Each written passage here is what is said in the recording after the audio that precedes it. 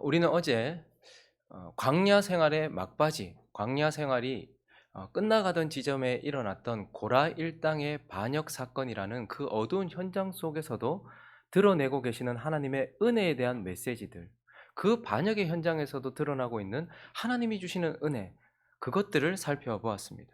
하나님은 구원받았음에도 불구하고 끊임없이 하나님께 반역을 함으로써 그 생존의 위협을 받고 있는 그들을 위하여서 대제사장을, 영원한 대제사장을, 죽음을 맛보시고 다시 부활하시고 생명을 가지신 생명의 대제사장, 그 중보자를 우리를 위하여, 반역하는 우리를 위하여 우리를 생존하게 하시려고 중보자를 미리 준비해 주셨다라는 것을 드러내셨고, 38년 4개월이 지나도 변화되지 않는 그들, 반역이 삶이 되어버린 그들이 변할 수 있는 길이 무엇인지를 말씀하시면서 생명나무를 우리에게 제시하시면서 그것을 바라볼 때에 우리가 변화될 수도 있다라는 변화의 길도 제시하시면서 하나님의 은혜를 그 어두운 가운데서 드러내 주셨어요. 그런데 이 사건 속에 담아 놓으신 하나님의 은혜의 메시지는 여기에서 다가 아니에요. 계속해서 이어지고 있어요. 오늘 이어지고 있는 18장을 통해서 또 하나님은 끊임없이 우리에게 우리를 위하여서 하나님이 예배해 놓으신 것이 무엇인지에 대하여서 말씀하고 계시다는 말입니다. 그래서 우리는 이 어두운 고라의 반역 현장, 이스라엘 백성들 전체가 반역하고 있었던, 그것도 광야 생활의 마지막에 일어났던 이 반역 사건 속에 담아 놓으신 또 하나님의 은혜가 무엇인지, 그 사건 속에서 하나님께서 드러내시는 은혜, 우리를 위하여 드러내시는 은혜가 무엇인지 한 두 가지를 살펴보려고 하는데요. 그 첫 번째는 선물을 드러내신다라는 거예요. 선물을 드러내신다. 고라 일당이 반역을 했어요. 그들이 전부 다 심판받았어요. 그 이튿날 이스라엘 백성 전체가 원망하면서 모세와 아론을 치려고 했어요. 전체의 반역으로 이어졌습니다. 그런데 하나님께서 이들에게 아론의 중보를 통하여서, 대제사장, 죽음 가운데 섰던 대제사장의 중보를 통하여서 그들을 살려주셨고, 그리고 난 이후에 생명나무를 보여주셨죠. 생명나무를 보여주셨단 말입니다. 그리고 이 17장의 결론이 어떻게 되었습니까? 17장의 결론, 마지막 12절과 13절을 보시면요, 어제 이 반역 사건의 결론이 어떻게 났나 하면 읽어봅니다. 시작. 이스라엘 자손이 모세에게 말하여 이르되 보소서, 우리는 죽게 되었나이다. 망하게 되었나이다. 다 망하게 되었나이다. 가까이 나가는 자 곧 여호와의 성막에 가까이 나가는 자마다 다 죽사오니 우리가 다 망하여야 하리. 전혀 고라 일당들이 형벌을 받는 것을 보면서도 전혀 마음에 요동함이 없었던 그들, 끝까지 반역했던 그들의 마음에 변화가 일어났어요. 그리고 자기 자신들이 하나님 앞에 서기에는 부족하다는 것을 알았어요. 향로를 들고 나도 제사장 역할을 할 수 있다라고 말했던 그들이 하나님 가까이 가면 다 죽는데 우리는 하나님을 섬길 수 없어요. 마음의 변화가 일어나서 거룩하신 하나님 앞에 우리가 설 수 있는 자도 아니며 예배할 수 있는 자도 아닙니다 라는 하나님에 대한 경외심과 하나님에 대한 두려움, 자기 자신에 대한 인식, 이런 것들이 생겨났어요. 그래서 찾아온 것이 무엇이냐면 절망이에요. 우리가 이제 하나님을 섬길 수 없어요. 우리 하나님께 가까이 나갈 수 없어요. 우리가 어떻게 하나님을 섬깁니까? 우린 다 망하게 되었습니다. 내 같은 죄인이 라는 마음의 변화가 일어났단 말입니다. 그래서 오늘 18장은요, 이렇게 하나님에 대한 경외심을 회복하고 하나님 앞에 자기 자신을 인식하게 된 자가 하나님 앞에 예배할 수 있도록 하나님께서 준비해 놓으신 선물이 있다라는 것을 보여주는 것이 바로 18장인 거예요. 절망한 그들이 하나님 더 이상 우리는 섬길 수 없는 존재잖아요 라고 자기 자신을 낮추는 그들에게 아니야 라고 말씀하시면서 너희를 위해 내가 마련해 놓은 준비가 있어, 선물이 있어. 그게 뭐예요? 제사장과 레위 지파라는 거예요. 너희가 그렇게 쟁취하려고 했던 그 자리, 너희가 그냥 아무렇지도 않게 생각했던 그 제사장과 레위 지파가 너희가 하나님을 예배할 수 있도록, 너희가 생존할 수 있도록, 너희가 하나님께 복을 받을 수 있도록, 너희가 하나님을 알아갈 수 있도록, 그래서 너희가 하나님을 닮아갈 수 있도록 하기 위하여 내가 준비해 놓은, 너희를 위하여 준비해 놓은 선물이야 라고 이렇게 말씀하시는 것입니다. 그래서 먼저는요, 이 아론의 자손들, 그러니까 레위 지파에게 하나님이 내가 너희한테 선물 줬대 이렇게 말하고 있어요. 7절을 보시면요, 너와 내 아들들, 그러니까 레위 지파 가운데 특별히 아론의 자손들, 그러니까 아론 계열의 사람들은 제단과 휘장 안에 있는 모든 일에 대하여 제사장의 직분을 지켜 섬기라. 내가 제사장의 직분을 너희에게 뭘로 주었다? 선물로.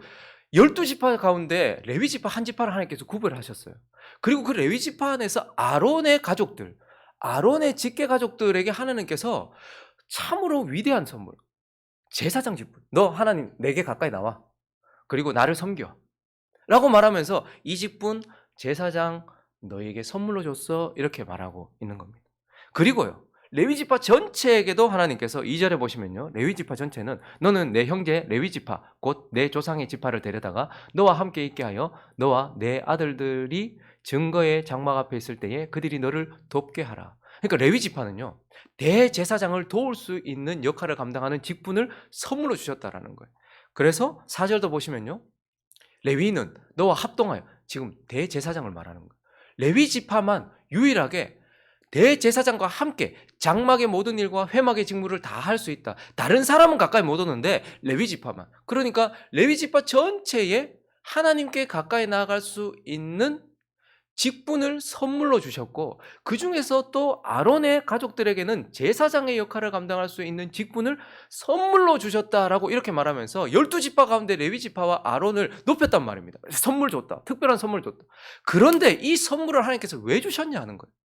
왜 아론의 가족들에게는 제사장이라는 직분을 선물로 주시고 왜 레위지파에게는 하나님이 특별히 하나님을 섬길 수 있는 직분을 선물로 주셨는가? 그것은 바로 6절입니다. 6절을 읽어봅니다. 시작. 보라, 내가 이스라엘 자손 중에서 너희의 형제 레위인을 택하여 내게 돌리고 너희에게 선물로 줘 회막의 일을 하게 하였다. 그러니까 아론의 지파가 제사장의 직분을 받은 이유와 레위 지파가 제사장을 도와서 또 하나님을 섬길 수 있는 직분을 선물로 받은 이유는 이스라엘 백성 전체가 늘 반역하고 늘 잘못된 삶을 살아가고 있는 이스라엘 전체가 하나님께 나아가서 예배할 수 있고 또 하나님에 대하여 알아갈 수 있고 또 하나님을 닮아갈 수 있고 하나님께 축복받을 수 있도록 하기 위하여서 주신 선물이라는 거예요. 그러니까 결국은 아론이 받은 선물, 레위 지파가 받은 선물, 이 사역자들이 받은 선물은 하나님의 백성들을 위하여서 받은 직분이고 결국 이 레위 지파 전체가 이스라엘 백성을 위한 선물이라는 거예요. 그래서 너희가 나를 섬길 수 있어. 다 망하게 됐습니다. 우리 하나님께 가까이 나갈 수도 없어요. 하나님을 알아갈 수도 없어요. 우리는 하나님 앞에 설 자격도 없어요. 우리는 이제 더 이상 하나님께 예배할 수도 없고 우리는 하나님을 알아갈 수도 없어요. 라고 망했다라고 말하는 이들에게 아니야. 내가 너희들을 위하여서 선물을 준비했는데 레위 지파를 통해서 너희가 나를 섬길 수 있어. 그 사역자들이 너희에게 나를 가르쳐 줄 것이고 그 사역자들을 통해서 너희가 알아갈 것이야. 이렇게 말씀하시는 거예요. 그래서 레위 지파는요. 5절을 다시 읽어보시면요. 이와 같이 레위 지파를 향해서 말하는 거예요. 성소의 직무와 제단의 직무를 다해라. 그래서 레위 지파를 통해서 이스라엘 백성 전체가 하나님을 예배할 수 있도록 하나님께 사신 거예요. 그리고요. 그리하면 여호와의 진노가 다시는 이스라엘 자손에게 미치지 아니할 것이다.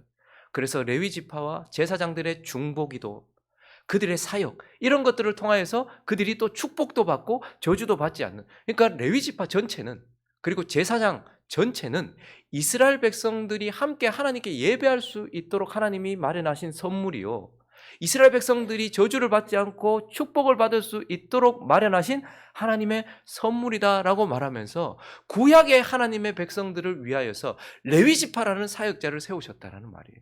이스라엘 백성들의 축복을 위해서. 그런데 이러한 원리는 고스란히 이어져서 신약의 하나님의 백성들을 위해서도 하나님이 어떻게 해요? 특별히 구별하여 세우셨던 레위 지파와 같이 사역자들을 세우셨다는 말입니다. 그래서 에베소서 4장을 보시면요. 7절부터 12절을 읽어보겠습니다. 시작.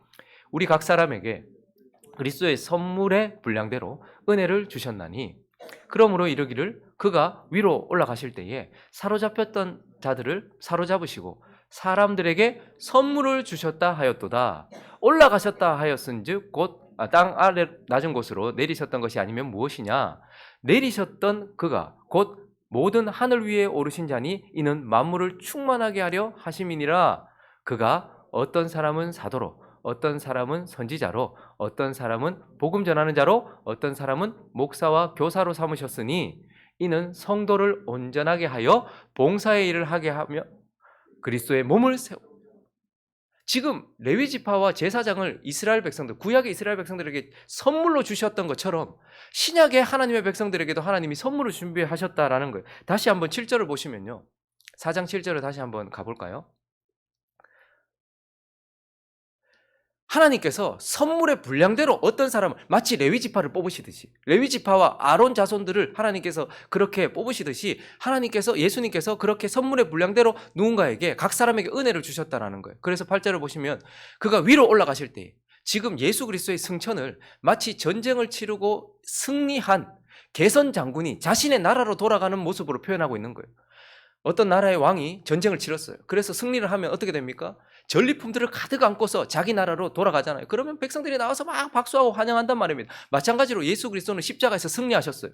그리고 나서 승리하신 개선 장군으로서 자신의 나라 하늘로 올라가신단 말입니다. 그러므로 사로잡혔던, 사단에게 사로잡히고 죄에 사로잡혔던 우리 모두를 다 그분께서 다 회복시키시고, 그리고 어떻게 하시는 거예요? 자기 백성에게 마치 레위 지파를 선물로 주셨던 것처럼 선물을 주셨다. 그래서 10절을 가보시면요, 11절 가볼게요. 그 선물이 뭐냐면 사도, 선지자, 복음 전하는 자, 목사와 교사. 이스라엘 백성들을 위하여서 하나님께서 제사장, 레위 지파를 선물로 주셨던 것처럼 신약의 하나님의 백성들을 위하여서 하나님께서는 터가 되는 사도와 선지자를 주셨어요. 이거는 단회적이에요. 교회의 터가 돼요. 터는 한 번 놓고 끝나는 거예요. 그리고 난 이후에요, 복음을 전하는 자, 목사와 교사, 사역자들을 주셨다라는 말이에요. 그래서 이 사역자들로 인하여서 하나님을 더 잘 예배하고 하나님을 더 잘 알아가고 또 하나님께 축복을 받고 그렇게 할 수 있도록 하나님이 선물로 주셨다라고 이렇게 말씀하시는 겁니다. 그러니 교회 안에 하나님께서 주신 사역자, 목회자는 여러분들을 위하여, 여러분들을 섬기기 위하여 하나님께서 주신 선물이다라고 이렇게 말씀하시는 것입니다. 그래서 우리는 이것이, 직분이 이 레위 지파가 받았던, 그리고 이 신약의 교회의 목회자들이 받았던 이 직분이 선물임을 기억해야 돼요. 그러니 먼저 그 선물을 직분으로 받은 우리가, 목회자, 사역자들이, 이건 내가 열심히 노력해서 얻은 것도 아니요, 내가 쟁취한 것도 아니라, 고라 일당들이 나도 할 수 있어 라고 말하면서 쟁취하는 것이 아니라 이걸 내가 선물로 받았기 때문에 이걸 마치 무슨 자기의 무슨 뭐인 양 교만하고, 사역자들이 그래서는 결코 안 된다. 왜요? 이건 내가 노력해서 받은 게 아니고 하나님이 그냥 선물로 주신 거예요. 아론 자손에게, 태어나 보니 아론 자손인데 어떡해요? 태어나 보니 레위 지파예요. 태어나 보니 하나님께 주신 거예요. 그래서 나는 내게 아무 공로 없이 하나님께 받은 거예요. 그러니 사역자들, 하나님께서 사역자들로 세우신 자들은 이게 하나님께서 주신 선물이다라는 것을 생각하며 자신을 철저하게 낮춰야 되는 거예요. 그래서 고린도전서 3장 5절부터 9절을 보시면, 그런즉 아볼로는 무엇이며 바울은 무엇이냐? 사역자들이에요. 교회를 위해 주신 선물이에요. 아볼로, 그들은 주께서 각각 주신 대로 너희로 하여금 믿게 한 사역자들이다. 그러니까 구약의 레위 지파처럼 그냥 사역자들이다. 이스라엘 백성들을 위한 선물이다. 나는 심었고, 그러니까 씨를 뿌리는 사역자, 아볼로는 물을 주는 사역자. 아볼로가 설교를 잘했거든요. 그러니까 물을 주었을 때 오직 하나님께서 자라게 하셨나니, 그런즉 심는 이나 물 주는 이나 아무것도 아니라는 거예요. 오직 자라게 하시는 이는 하나님뿐이니라. 심는 이와 물 주는 이는 한 가지이니 각각 자기가 일한 대로 자기의 상을 받을 것이다. 우리는 하나님의 동력자요, 너희는 하나님의 밭이요, 하나님의 집이니라. 이렇게 말씀하시고 이렇게 말씀하시는 거예요. 그러니까 지금 하나님께서 사역자들에게, 너희, 바울 자신도 그렇게 얘기해요. 자기 자신을 높일 이유가 하나도 없다. 아볼로 너도 그렇고 나도 그렇고 우리는 그냥 하나님께서 주신 사역자일 뿐이다. 직분을 그냥 선물로 받았기 때문에 이 하나님의 밭, 이 하나님의 땅을 잘 경작하라고 하나님께서 일을 주신 것 뿐이다. 그러므로 자기 자신을 높여서는 안 된다라는 거예요. 근데 또한 동시에 이 사역자들을 선물로 받은 성도들도 기억해야 될 것이 있어요. 니나 내나 같다 이래서는 또 안 된다라는 거예요. 민수기 16장 3절을 보시면 고라가 그랬거든요. 그들이 모여서 모세와 아론을 거세요. 하나님께서 선물로 주신 사역자들이에요. 그런데 그들에게 이르되 너희가 분수에 지나다. 회중이 다 각각 거룩하고 여호와께서도 그들 중에 계시거늘 너희가 어찌하여 여호와의 회총에 의해 스스로 높이냐? 니만 사역받았냐? 니만 특별하냐? 니나 내나 같다. 이러한 태도도 위험하다라는 거. 사역자가 스스로 자기 자신을 높이는 것도 위험하지만 사역자를 주신 하나님 앞에 스스로가 자기를 높이면서 사역자나 내나 같다 이렇게 생각하는 것도 위험하다라는 거예요. 왜 그렇죠? 민수기 18장 7절을 보시면 너와 네 아들들은 제단과 휘장 안의 모든 일에 대하여 제사장의 직분을 지켜 섬기라. 내가 제사장의 직분을 너희에게 선물로 주었은즉 거기 가까이 하는 어떤 사람들? 외인들은 죽임을 당한다. 아무나 하는 것이 아니라는 말입니다. 그리고 4절도 보시면요. 레위는 너와 합동하여 장막의 모든 일과 회막의 직무를 다 할 것이요. 어떤 사람은? 다른 사람은 너에게 가까이. 우리 믿음의 조상들이 말했던 만인 제사장이라는 것은 하나님의 백성들이 모두 거룩하다라는 말이에요. 그렇지만 하나님이 세워놓으신 질서나 특별히 하나님이 세우신 사람들의 어떠한 그런 위계와 체계, 하나님께 주신 질서까지 모두 다 싸그리 무시하고서 다 만인 제사장이라는 말이 아니에요. 만인 제사장이라는 것은 하나님이 하나님의 백성들을 다 거룩하게 하셨지만 그 안에도 질서가 있다는 거예요. 레위 지파들은 제사장이 하는 일에 가까이 갈 수 없어요. 일반 백성들은 레위 지파의 일에 가까이 갈 수 없단 말입니다. 그러니까 이 하나님의 선물, 사역자를 선물로 받은 자들은 그 사역자를 세우신 하나님의 권위를 인정하면서 그것을 잘 받아야 되고, 그리고 직분을 선물로 받은 사역자들은요, 이게 선물로 주신 것이기 때문에 스스로 높여서는 절대 안 된다라고 말씀하고 계시는 거예요. 어쨌든 하나님이 반역하던 하나님의 백성들이 이제 우리는 하나님께 나아갈 수도 없어요, 예배할 수도 없어요 라고 말하는 그들에게, 그래서 내가 레위 지파를 준 거야, 내가 너희들을 위하여 선물을 준 거야, 그 자리를 막 너희가 쟁취해서 나도 레위 지파 될래, 나도 제사장 될래, 나도 이거 될래 이렇게 하라고 준 게 아니고 너희들을 위하여 선물로 준 거야 라고 말씀하시며, 하나님의 백성, 반역하는 하나님의 백성들이 하나님을 예배하고 그들이 저주를 받지 않고 그들이 축복을 받고 그들이 말씀을 받고 그들이 더 하나님을 알아갈 수 있도록 하나님이 선물을 주셨다라고 이렇게 말씀하고 계시는 것입니다. 그리고 두 번째, 오늘 말씀을 통해서 하나님께서 이 어두운 현실 가운데 드러내는 두 번째 은혜는 또다시 사명을 드러내신다라는 거예요. 사명을 드러내신다. 이 레위 지파를 선물로 주신 하나님이 또한 이 순간 우리에게 사명도 드러내고 계세요. 여러분, 제사장 그리고 레위 지파 그 하던 일들 있잖아요. 그건 그들에게 국한된 일이잖아요. 이건 너가 하면 안 돼. 제사장의 일은 너희가 하면 안 되는 거야. 레위 지파의 일은 그들에게 맡긴 거야, 너희를 위해서. 그러면 어차피 제사장과 레위 지파만을 위한 말씀이라면 그냥 그들에게만 주시든지 아니면 짧게 그들에게 말씀하시든지 하면 될 텐데, 이 레위 지파의 일을 매우 길게 자세하게 성경에 많은 분량을 차지해요. 레위기에도 나와요, 출애굽기에도 나와요, 민수기에도 나와요.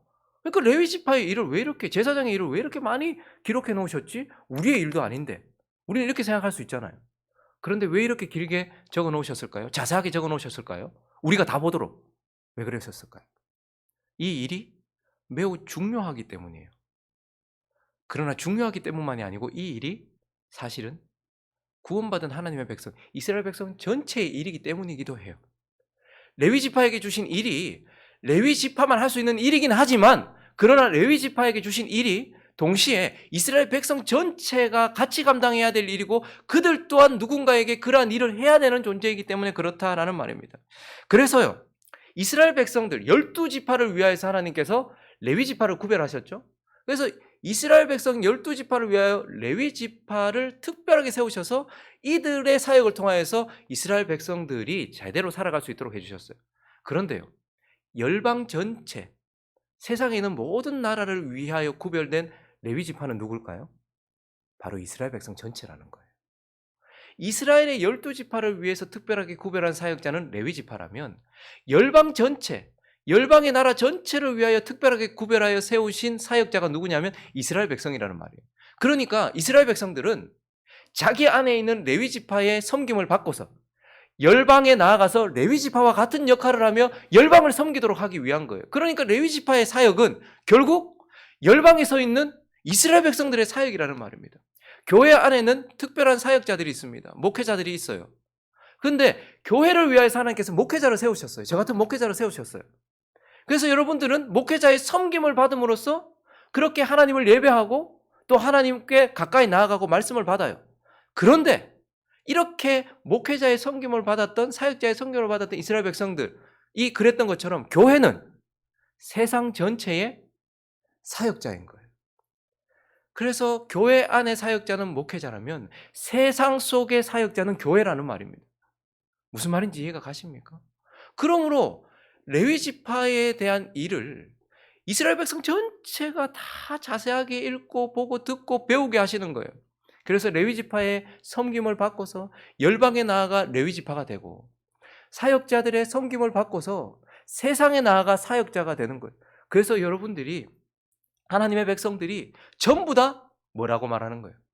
제사장이다라고 말하는 거예요. 그래서 베드로전서 2장 9절을 이렇게 말하는 겁니다. 읽어봅니다. 시작.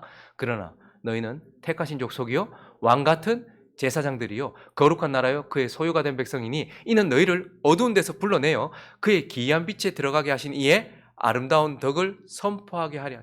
저 일은 원래 기이한 빛에 들어가게 하신 이의 아름다운 덕을 선포하는 것은 레위 지파가 하던 거예요. 레위 지파가 12지파에게 하던 거예요. 그런데 그 섬김을 받았던 자들이 열방에 나아가서 열방의 레위 지파가 되고, 저 일은 원래 사역자가 교회 안에서 하는 거예요.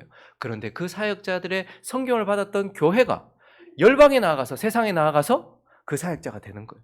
그래서 우리가, 교회가 결국 세상에 나아가서 하나님을 섬기고 그들을 위하여 중보하고 그들에게 복음을 전하고 그들을 위하여 섬기는 그러한 삶, 이렇게 살게 하시는 거예요. 그러므로 하나님은 이 레위 지파를 선물로 주시면서 열방에는 우리를 선물로 주셨다라고 말씀하면서 우리의 사명도 드러내고 계신다. 이 반역하는 인간들에게 하나님께서 그 귀한 복음, 자신의 아들의 이름, 자신의 아들의 죽음과 자신의 아들의 부활, 이것을 전할 수 있는 사명도 주셨다라는 것을 가르쳐 주고 계시는 것입니다. 말씀을 정리하겠습니다. 여러분, 하나님은 사랑이세요. 진짜 사랑이세요. 죄로 죽을 수밖에 없는 자들을 위하여 자신의 아들을 죽기까지 십자가에 내어주신 분이 그분이시잖아요. 사랑이세요. 그런데 더욱더 사랑이세요. 우리에게. 구원받은 우리가 계속 반역해요. 이게 생존의 위협을 받아요. 구원받아 놓고 계속 하나님께 반역해요. 정말로 우리는 악하고, 그런데 하나님은 이런 우리를 위해서 뭘 준비하신 거예요? 중보자를 준비하신 거예요. 자신의 아들을 죽음에만 내어두신 것이 아니라 영원히 이 반역하는 구원받은 백성들, 그런데도 반역하는 우리를 위하여 중보자를 미리 준비해 주셨다라는 것을 보게 되는 것입니다. 그리고요, 이러한 자들이 하나님께 예배할 수 있도록, 하나님을 닮아갈 수 있도록 또 사역자들도 예배해 주셨다라고 말하고 있어요. 그들이 망했습니다. 우리 하나님께 나아갈 수도 없어요. 예배할 수도 없어요. 라고 말하는데 아니라고 말하면서 그들의 생존을 위하여 그의 아들을 중보자로 세우시고 그들의 예배를 위하여서, 그 반역하는 자들이 하나님께 나아갈 수 있도록 하기 위하여서, 그들의 축복을 위하여서 하나님이 레위 지파도 선물로 주셨다라고 말해요. 그리고요, 하나님은 끊임없이 반역하고 있는 이 세상 사람들을 위하여서 자신이 가장 사랑하는 저와 여러분을 또 선물로 준비하셔서 그들에게 내어놓으시는 거예요. 그러니 하나님은 지금 계속해서 반역하는 자기 백성에도 선물을 주시고 저 반역하는 세상 가운데서도 우리를 내어주시면서 선물로 주고 계신다라는 것을 보게 되는 것입니다. 이 좋으신 하나님, 이 귀하신 하나님, 우리를 위하여 모든 것을 예비하신 이 사랑의 하나님께 감사했으면 좋겠어요. 그래서 받았다면 그 아들을 어린 양 희생양으로 받고 그 아들을 중보자로 받고 직분도 받았다면 나아가서 그 사랑을 이제 열방을 향해 선물로 주시기 원하시는 그 하나님의 마음을 받아서 사명자로 살아가는 저와 여러분 되시기를 예수 그리스도의 이름으로 축원합니다.